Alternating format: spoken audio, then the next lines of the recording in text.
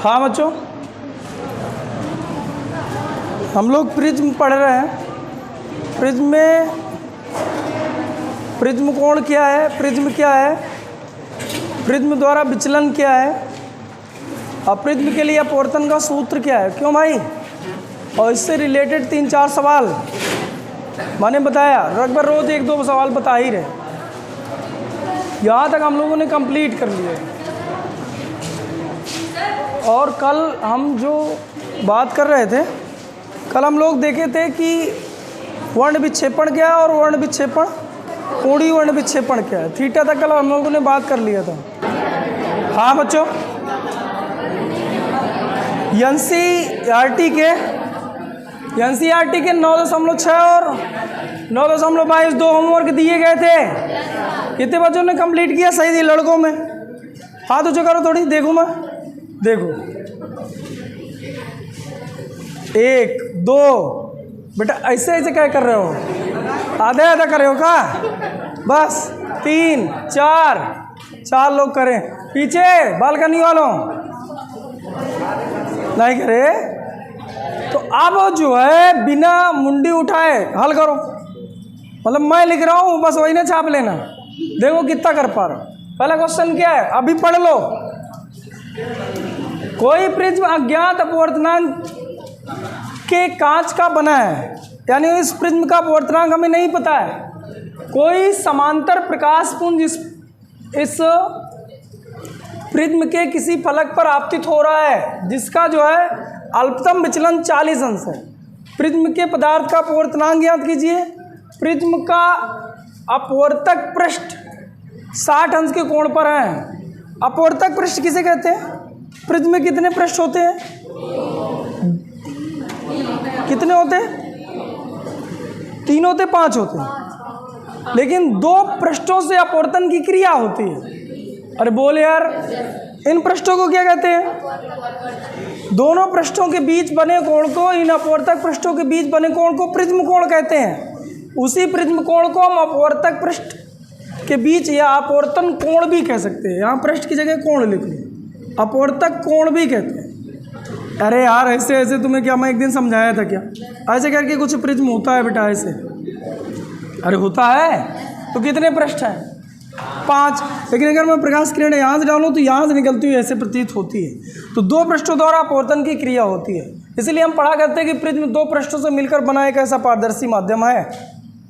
अरे बोल, क्योंकि अपवर्तन क्रिया केवल 2 पृष्ठों से हुई तो हम केवल 2 पृष्ठ ही गिने जाएंगे। इन दोनों पृष्ठों को अपवर्तक पृष्ठ कहते हैं। जिस दिन प्रिज्म की डिफिनेशन लिखवाया था, ऐसे लिखवाया था, 2 पृष्ठों से मिलकर बना। 2 ही क्यों लिखवाया? रीजन समझ में है। वास्तव में कितने होते हैं? अरे आया, चलिए ठीक। अब यार इसको मैं कुछ ऐसे बना ले रहा हूँ। इसका जो प्रिज्म कोण है वो दे के रखा है 60। कितना दे के रखा है? अपवर्तनांक हमें ज्ञात करना है। ये क्वेश्चन मार्क है, अपवर्तनांक ज्ञात करना है। और अल्पतम विचलन कितना दे के रखा है? 40। तो क्या अपवर्तनांक का सूत्र पता है किसी को? प्रिज्म के लिए अपवर्तन का सूत्र, प्रिज्म के लिए अपवर्तन का सूत्र n बराबर साइन डेलियम प्लस a/2 बटे साइन a/2। अरे बोल यार, पढ़े थे, लिखा है। n बराबर हमें चाहिए, बताइए कितना लिखा है? साइन डेलियम कितना? 40, a कितना? 60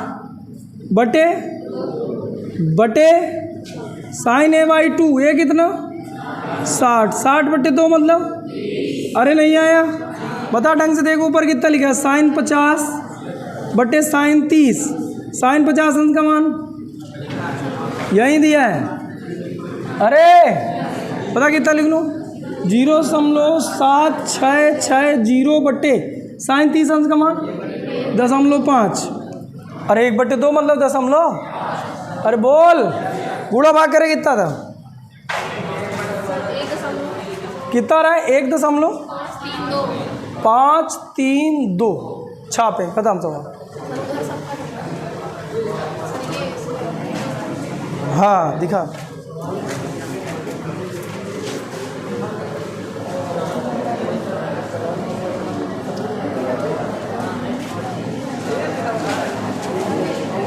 5 3 2।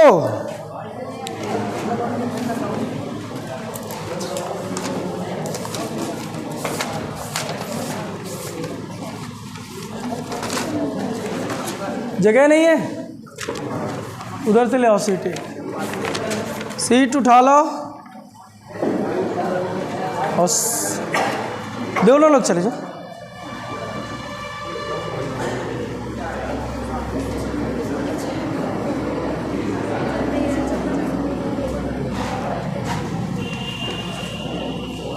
हाँ, फिर से आपसे कुछ कहा है, सवाल अभी और आगे पढ़ें। चलिए, माना कि उतर गया,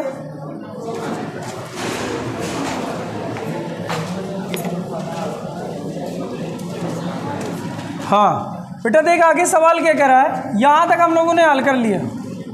आगे कह रहा है यदि प्रिज्म को जल में रख दिया जाए तो बताइए अल्पतम विचलन क्या होगा। यदि प्रिज्म को कहाँ उठा के रख दें, जल में, तो अल्पतम विचलन क्या होगा। क्वेश्चन ये है भाई लोगों, अरे बोल यार। अच्छा ठीक है, फिर से निकाल रहे। इसका उत्तर पता है ना, प्रिज्म का अपवर्तनांक कितना है, 1.532।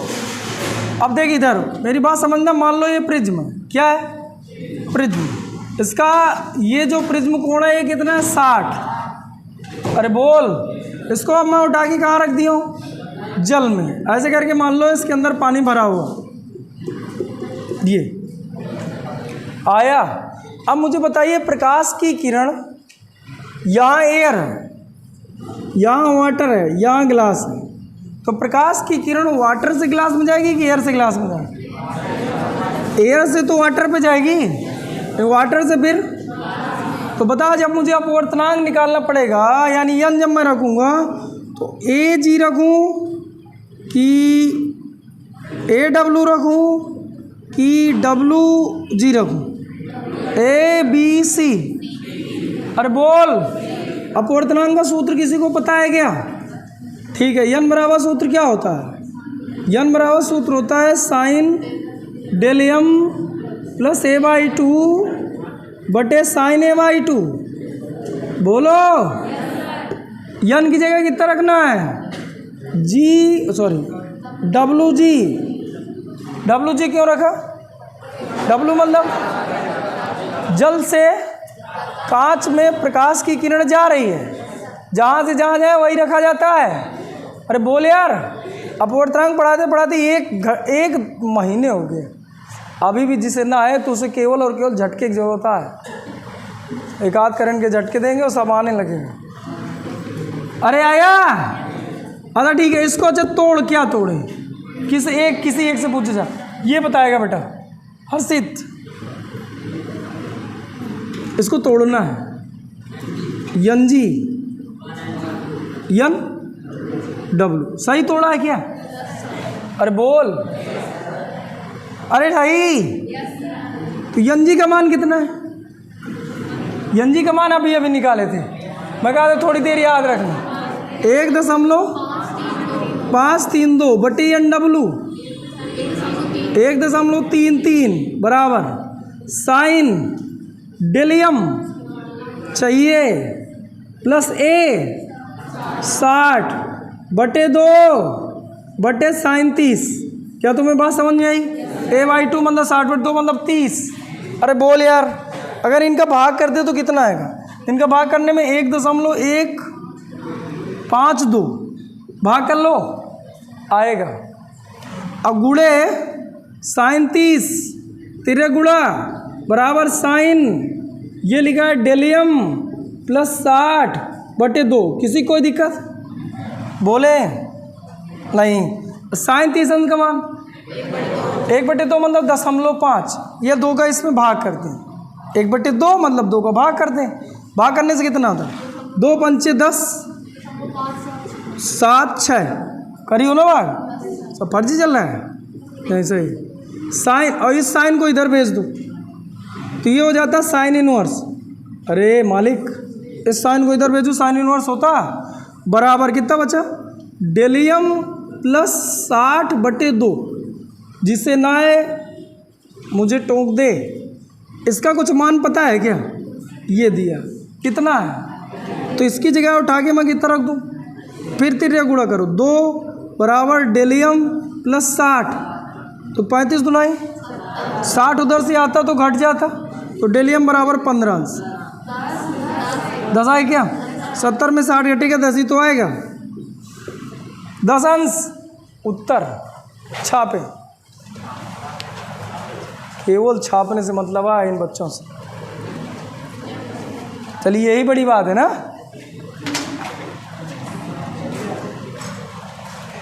पानी लेके नहीं है हर्षित? हाँ, क्वेश्चन नंबर 22 कुछ ऐसे दिया हुआ, देखें थोड़ी। क्वेश्चन नंबर 22 क्या दिया, 60 अंश आपतन कोण के लिए कोण के प्रिज्म के फलक पर 60 अंश के कोण पर है, ऐसे करके एक प्रिज्म बनाए। ये चित्र से रिलेटेड है, पूरा पहले समझे। अरे बोल, यहां कोण कितना है, यहां कोण कितना है,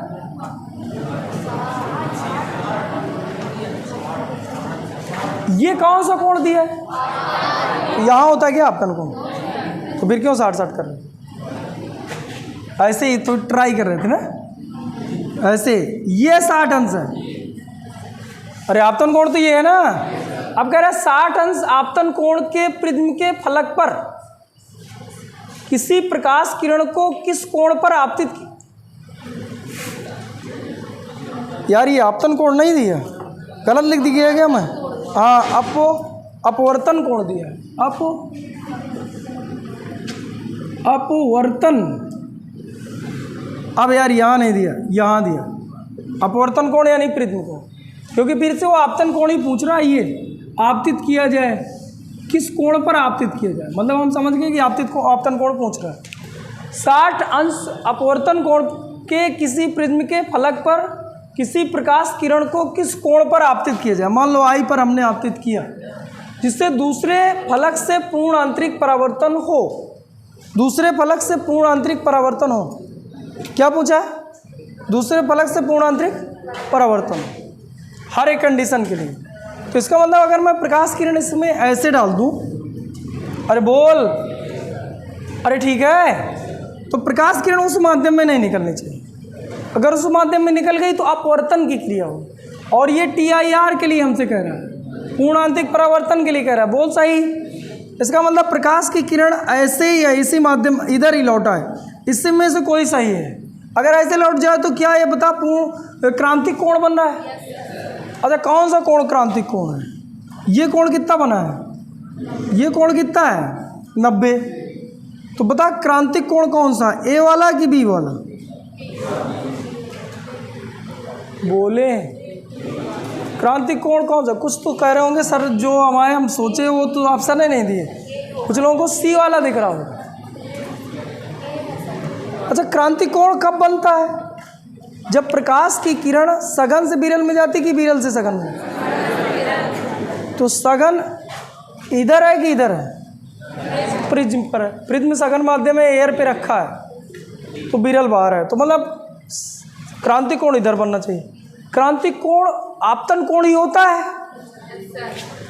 वह आपतन कोण जिसके लिए अपवर्तन के पश्चात अपवर्तित किरण अभिलंब के साथ 90 अंश का कोण बना है, उसी आपतन कोण को क्रांतिक कोण कहते हैं। बोल सही। तो बता इसके लिए आपतन कोण A है कि B है? तो इसका मतलब A की जगह हम कितना लिख लें, C। नहीं बात समझ में आई, C लिख लें। अगर हम ये कोण निकाल लें C, कितना निकाल लें, तो अगर C से ज़्यादा भेजेंगे, C से अगर 0.00 मान लो C का मान आया 10 माना, और अगर मैं 10.0000001 में भेज दिया तो उसी माध्यम में लौटा है। 10 से कम भेजा तो उधर निकल गई। 10 में ऐसे जा रही, क्या फील आ रही? 10 में किधर जा रही? ऐसे माना, अभी उत्तर नहीं मुझे पता। 10 में ऐसे जा रही है, 10 से कम करूँ जैसे 9.99999, मतलब 10 से थोड़ी कम है, तो प्रकाश किरण उधर निकल जाती। अगर 10 से थोड़ी ज़्यादा कर दूँ, 10 लगाने के बाद 10 दशमलव करके 1,00,000 फिर 1 कर दूँ, तो भी TRIR होता। अरे बोल यार, इसका मतलब कुल मिला के अगर मैं C निकाल लूँ तो C उत्तर है, नहीं है? अब सी से सी जैसे निकल आता तो इसके लिए ये उत्तर था, इसके फिर आई निकल सकता था।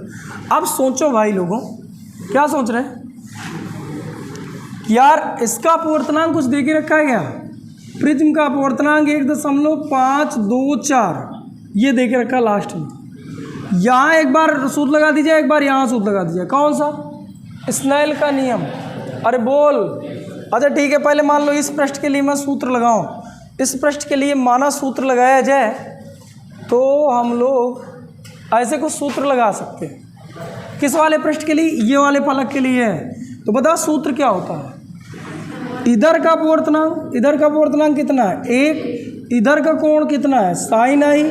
इधर का अपवर्तनांक कितना है? 1.524। इधर का कोण, ये वाला कोण क्या आर कर लूँ? क्या साइन आर लिख लूँ? नहीं आया बेटा समझ में? अरे बोल, आया नहीं आया? अरे ठीक है तो ठीक है। दूसरे वाले पृष्ठ के लिए सूत्र क्या लगाया जाए? दूसरे वाले पृष्ठ के लिए यहाँ लगा दी। ये पहले वाले पृष्ठ के लिए, दूसरे वाले पृष्ठ के लिए। दूसरे वाले पृष्ठ के लिए सूत्र बताएं। 1.524 गुणे साइन सी बराबर 1 गुणे साइन 90। कितने लोगों को बात समझ में आई? अरे आई। साइन 90 का मान 1। मैं केवल स्नेल का नियम लगा रहा हूँ, और कुछ लोग इतना प्रेशर बढ़ा रहे हैं दिमाग में जैसे हार्ट अटैक से निपट जाएंगे। देखो, इन्हें ये लग रहा है ये कौन सी रॉकेट साइंस है। ये नहीं आ रहा तो फिर 11-12 पढ़ने कोई मतलब है ना।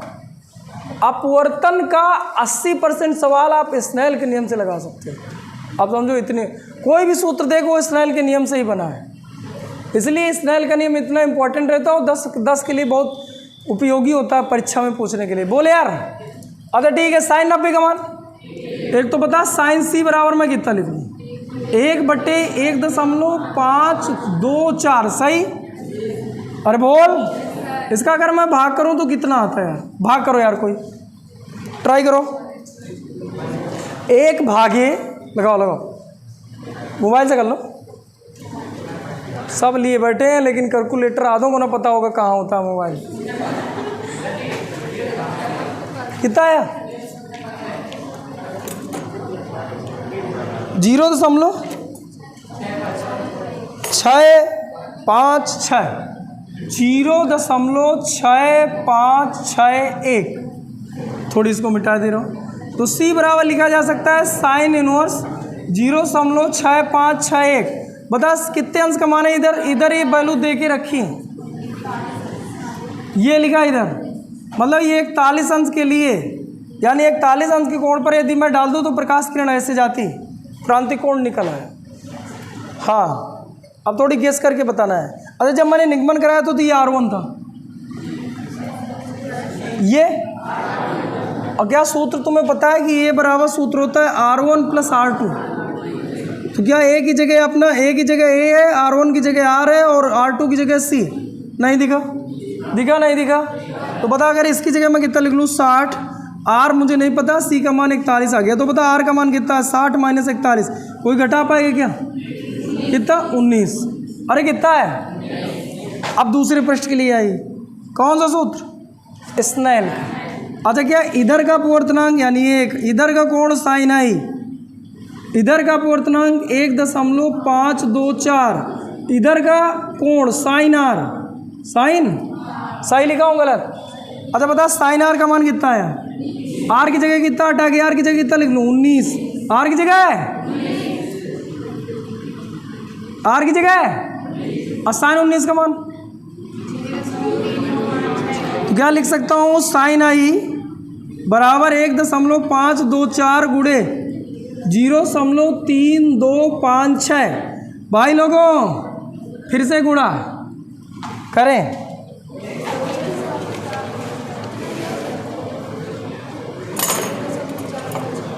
0.496 2, वो भी लिख दें। सेट हो गया। तो आई बराबर साइन इनवर्स बराबर कितने अंश का है? 29 अंश 45 मिनट। छाप अच्छा एक चीज़ मुझे बताएं, ए लड़की, अच्छा आप थोड़ी रुको, मैं अलंकार सुनाऊँ। सीट का क्वेश्चन पहला कहाँ तक हो गए थे?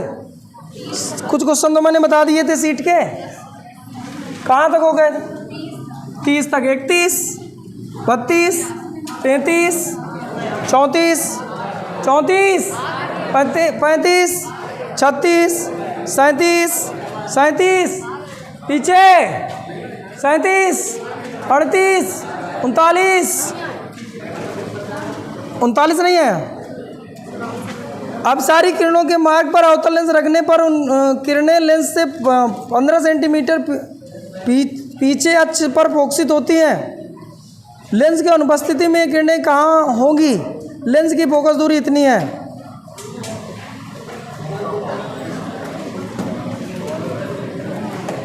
ठीक, हिंट दे दूं, कर लेना।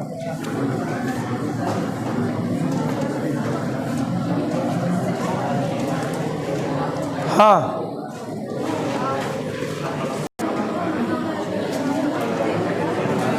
हाँ बातचीत नहीं बेटा चाहिए। 39 सीट का 39। अब देख रहे अब सारी किरणों, अब सारी किरणें, एक मिनट इधर पीछे, ये किरण मैं ऐसे डाल दूं और एक किरण मैं ऐसे डाल दूं, ये आपका ए है और ये आपके, बताए कौन सी अब सारी, कौन सी अब सारी? अब सारी किरणें बताएं, ए कौन सी किरणें हैं, अब बी कौन सी है? आप भी आप याद कर लो, अब सारी ऑटोमेटिक है। अब मीन्स ऊपर, यानी जो किरणें फैलती हुई जाए वो अब सारी हैं, और जो केंद्रित हो अब, तो यार ये देखो ये फैल रही हैं। अरे फैल रही हैं तो बता फिर मैं क्या लिख दूं? ये कौन सी किरणें हैं? अब सारी। उसने कहा था अब सारी किरणों के मार्ग में, मान लीजिए किरणें यहाँ पर अब सारित हो रही थी, किरणों के मार्ग पर अवतल लेंस रख दिया जाए, इनके मार्ग पर हमने एक अवतल लेंस रख दिया। ये कौन सा लेंस है बेटा? अवतल उत्तल। अब प्रकाश की किरणें जो आएंगी ऐसे तो आएंगी, लेकिन जाएंगी ऐसे नहीं। अरे बोल यार, अब किरणें कुछ ऐसे निकलेंगी, ठीक है? तो प्रकाश की किरणें ऐसे आई, अब सारी किरणें थोड़ी फैली और इधर निकल गई। तो क्या कह रहा है? अवतल लेंस रखने पर लेंस से 15 सेंटीमीटर पीछे अक्ष पर, करा लेंस से 15 सेंटीमीटर पीछे अक्ष पर फोकसित होती हैं। अगर मैं ये लेंस रख दूं तो लेंस से 15 सेंटीमीटर पीछे अब ऐसे करके हो गई। आया कि नहीं आया? चलिए ठीक।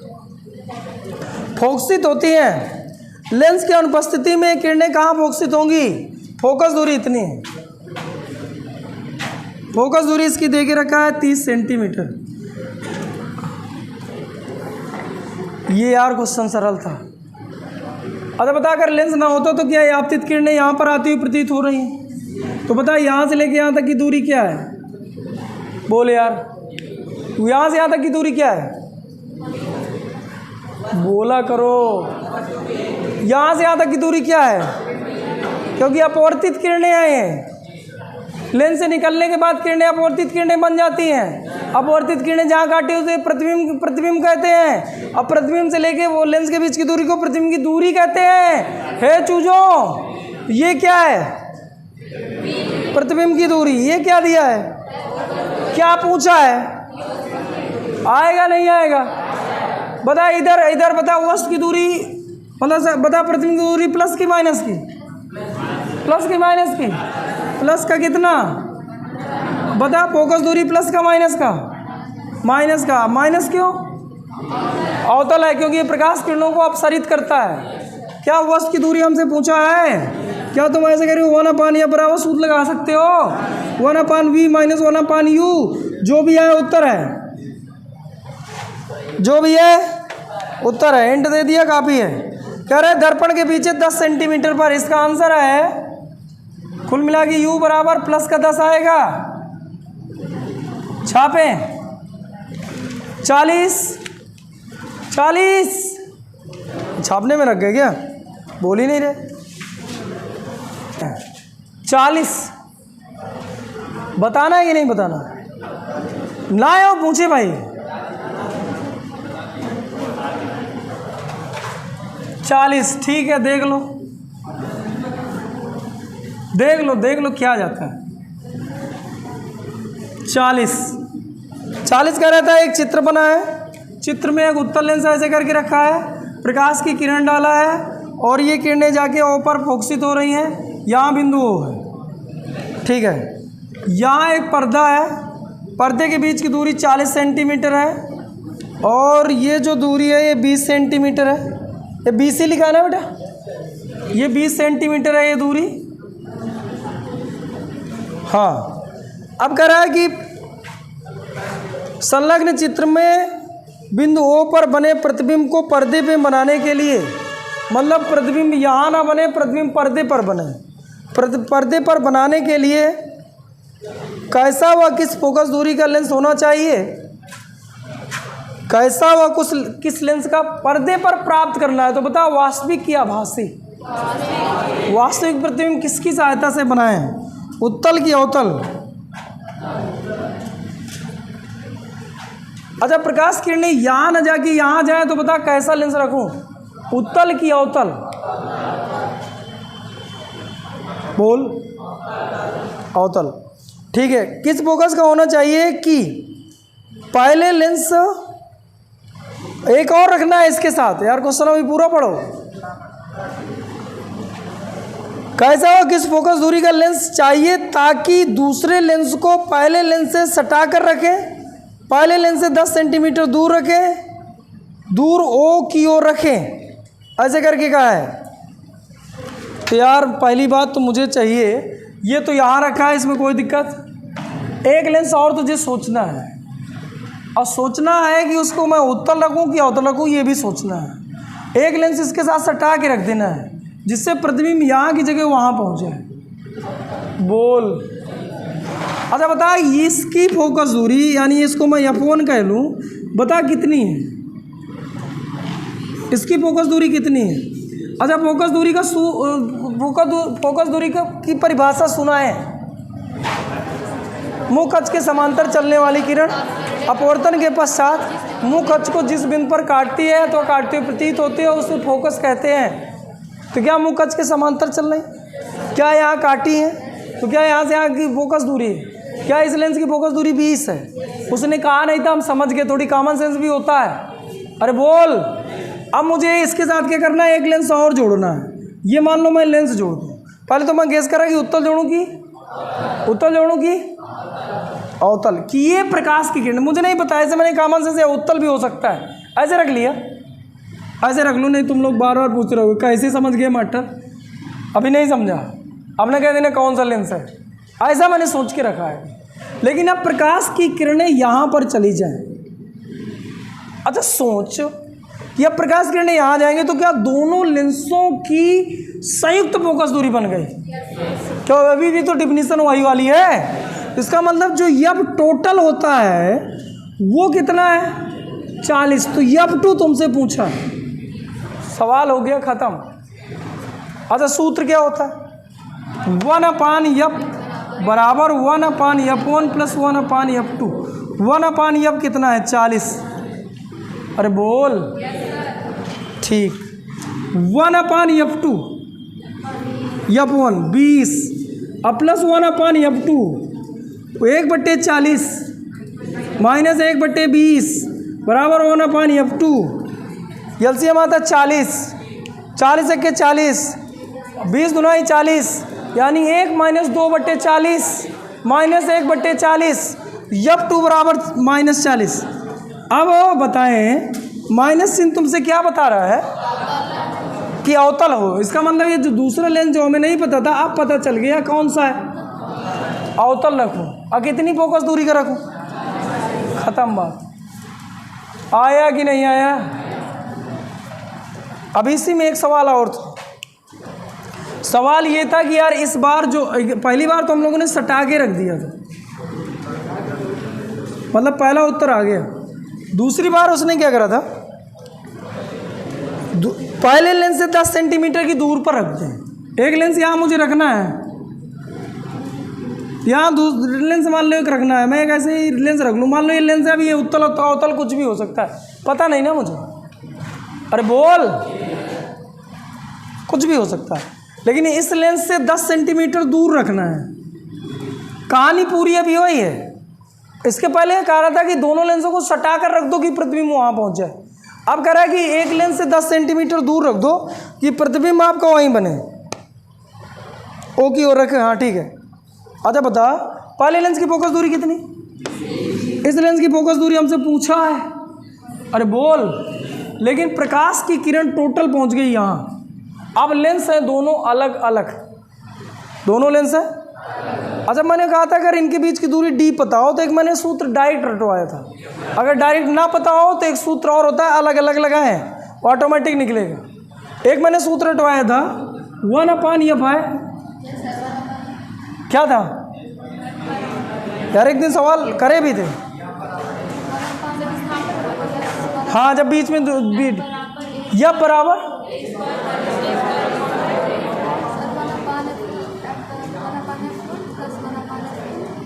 -d/f1 इंटू f2, यह बराबर होता है 1/f बराबर होता है। हाँ, केवल एक करने को पता है।